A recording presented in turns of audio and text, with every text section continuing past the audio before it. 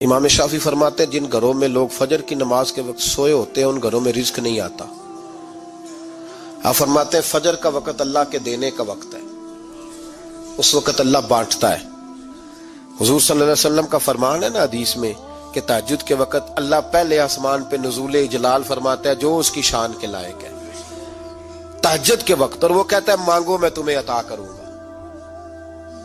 لینے کی باری آئے تو بندہ سمیٹ سماٹ کے اندر گھس جائے۔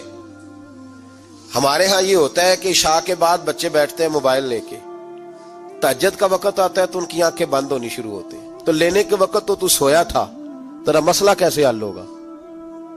بھائی جب کوئی آدمی خیرات بانٹ رہا ہو تو جو پیالہ پیچھے کر لے اسے ملے گا؟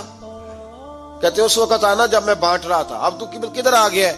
مثال دے رہا ہوں۔ تو فجر کا وقت مانگنے کا ہے، تو ساری رات تو گزر گئی گیمیں کھیلتے، ٹی وی دیکھتے، اور جو لینے کا وقت تھا تو سو گیا، تو کیسے آئے گا تیرے پاس؟ تو اٹھے سویرے، بندوں سے مانگ کے دیکھ لیا، بڑی عزتیں خراب ہوئی، فجر کا وقت اٹھ کے جھولی پھیلائے۔ میرے رسول پاک علیہ السلام فرماتے ہیں، رب فرماتے ہیں جب بندے میرے آگے جھولی پھیلاتے ہیں مجھے شرم آتی ہے، کیسے خالی واپس کر دوں؟ سورہ طلاق 2-3 نمبر آیت کی گھر جا کے تلاوت کرے۔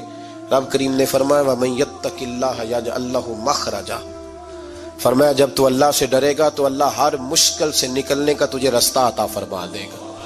اور کیا خوبصورت انداز ہے قرآن مجید کا، اور ہم نے اس کا لاکھوں بار تجربہ کیا، بیسوں اور سینکڑوں بار یہ چیز ذاتی طور پر پریکٹیکل سے گزری۔ اللہ نے فرمایا ہر مشکل سے نکلنے کا رستہ بھی دے گا، وَيَرْزُقْهُ مِنْ حَيْثُ لَا يَحْتَسِبُ، اور اللہ تجھے وہاں سے رزق دے گا کہ تو نے کبھی سوچا بھی نہیں ہوگا۔